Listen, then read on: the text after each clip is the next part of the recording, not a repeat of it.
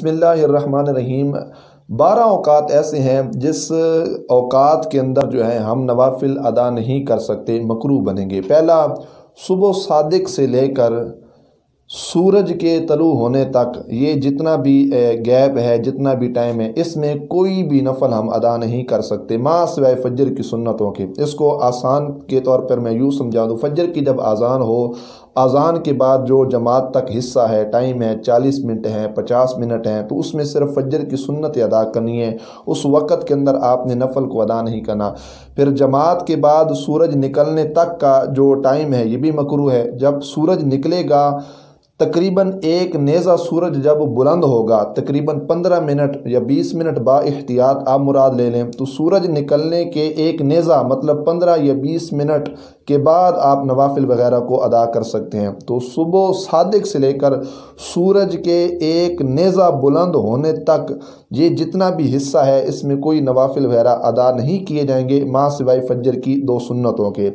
دوسری صورت یہ ہے کہ جب تکبیر کہی جائے، چاہے کوئی بھی نماز ہو، نماز ظہر ہو، عصر ہو، مغرب و عشاء ہو یا فجر ہو، فجر میں صرف اتنی رعایت دی گئی ہے کہ آپ فجر کی سنتیں ادا کر سکتے ہیں اس صورت کے اندر کہ جب آپ کو یقین کامل ہو کہ جماعت جو ہے مل جائے گی، اگرچہ اس کی آخری رکعت ہی کیوں نہ ہو۔ بقیہ جتنی بھی نمازیں ہیں اس میں یہ ہوگا کہ جب تکبیر کہی جائے گی، تکبیر پڑھنے کے لیے وہ مکبر کھڑا ہو جائے گا، تو اس وقت نوافل و سنن کا اہتمام نہیں کرنا چاہیے۔ شریعت نے اس سے منع کیا ہے، اور ایسے وقت کے اندر رہ کر نوافل کا ادا کرنا یہ بھی کیا بنے گا؟ مکروہ بنے گا۔ تیسرا وقت کہتے ہیں عصر کی نماز ادا کرنے کے بعد نفل پڑھنا مکروہ ہے۔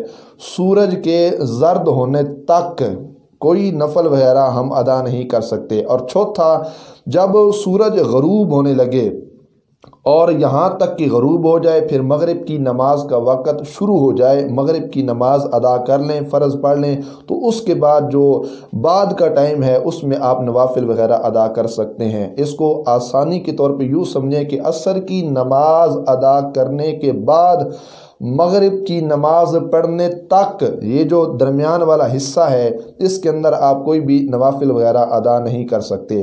اس میں ایک اور جو ہے صورت وہ یہ بیان کی گئی ہے کہ 5ویں صورت، جس وقت امام اپنی جگہ سے خطبہ کے لیے کھڑا ہوگا، جمعہ شریف کی خطبہ کے لیے، تو اس وقت بھی نوافل کا ادا کرنا یہ ٹھیک نہیں ہے، مکروہ بنے گا۔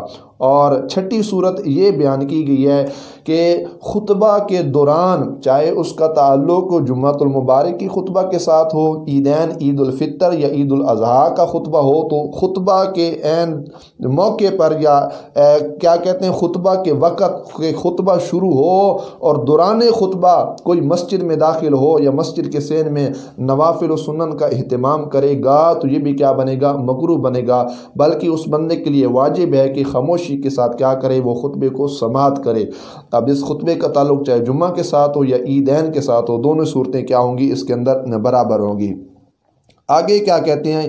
عیدین کی نماز ادا کرنے کے بعد نفل پڑھنا جو ہے یہ مکروہ ہے، جبکہ کیا کہتے ہیں وہ عیدگاہ کے اندر ہو اور یا مسجد کے اندر ہو، لیکن کیا کہتے ہیں گھر کے اندر پڑھنا مکروہ نہیں ہے۔ یہ اس صورت میں ہوگا جب آپ نے عید پڑھ لی، تو عید پڑھنے کے بعد عیدگاہ یا مسجد میں نفل نہیں پڑھ سکتے۔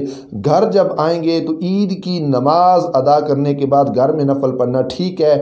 اگر آپ نے مسجد یا عیدگاہ کے اندر ادا کیے تو وہ نفل بھی آپ کے مکروہ بنیں گے۔ عید کی نماز سے پہلے جو ہے اس صورت میں یہ کہا گیا ہے کہ عید کی نماز سے پہلے نفل پڑھنا مکروہ ہے، چاہے آپ گھر میں پڑھیں، عیدگاہ میں پڑھیں یا مسجد میں پڑھیں۔ تو یہ تینوں صورتیں، گھر والی، مسجد والی، عیدگاہ والی، تینوں صورتیں میں مکروہ ہے عید کی نماز سے پہلے، جبکہ عید کی نماز کے بعد فقط گھر میں اجازت ہے، جبکہ مسجد اور عیدگاہ کے اندر اجازت نہیں ہے۔ ان اوقات کے اندر بھی نوافل کا پڑھنا کیا بنے گا؟ مکروہ بنے گا۔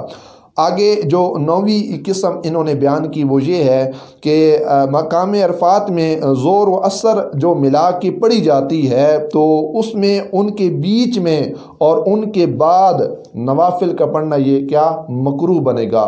ظہر و عصر کو مقام عرفات پہ جو ملایا جاتا ہے تو اس کے درمیان والے حصے میں نوافل ادا کرنا یا بعد میں نوافل کا ادا کرنا یہ بھی کیا بنے گا مکروہ بنے گا۔ مزدلفہ کے مقام پر یہ 10ویں صورت بیان کی، مغرب اور عشاء کی جو نمازیں جمع کی جاتی ہیں تو کہتے ہیں ان میں فقط درمیان میں جو گیپ ہے مغرب و عشاء میں اس بیچ والے حصے میں نوافل کا پڑھنا مکروہ ہے، جبکہ مغرب و عشاء کی نماز کے بعد آپ نوافل پڑھ سکتے ہیں، اس میں جائز ہے، شریعت نے آپ کو اس میں جو ہے اجازت دی ہے، بعد میں آپ پڑھ سکتے ہیں۔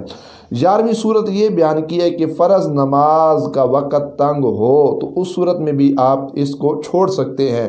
سنن و نوافل کو تھوڑا ٹائم ہے، آپ کو یقین ہے کہ فقط فرض ہی پڑھے جائیں گے تو فرض ہی آپ پڑھ لیں، آپ کو اللہ تعالیٰ جل جلالہ پورا ثواب عطا کرے گا۔ لیکن جان بوجھ کے اس میں غفلت نہیں کرنے کی، گھر بندہ بیٹھا رہے، محافل و مجالس میں دوستوں کے ساتھ بندہ مشغول رہے اور جان بوجھ کے آخری حصے کے اندر جا کر نماز کو ادا کرے، اس کی عادت نہیں بنانی چاہیے۔ بوقت مجبوری اگر جو ہے نا آپ بالکل آخری حصے کے اندر پہنچے تو پھر اس تنگ حصے میں سنن و نوافل کا پڑھنا یہ مکروہ بنے گا۔ اور 12ویں قسم وہ بیان کی کہ ہر وہ چیز جس کی وجہ سے طبیعت جو ہے اس میں ایک عجیب سی کیفیت طاری ہو، مطلب زیادہ پیشاب کا، پاخانہ کا یا ری کا آ جانا، جس کی وجہ سے اس ٹائم کے اندر نماز پڑھنا کہ جب ہم جو ہے نا اس چیز کو ہم نے خارج نہ کیا ہو یا نئے سرے سے وضو نہ کیا ہو تو کہتے ہیں ان صورتوں کے اندر بھی نماز کا پڑھنا کیا بنے گا مکروہ بنے گا۔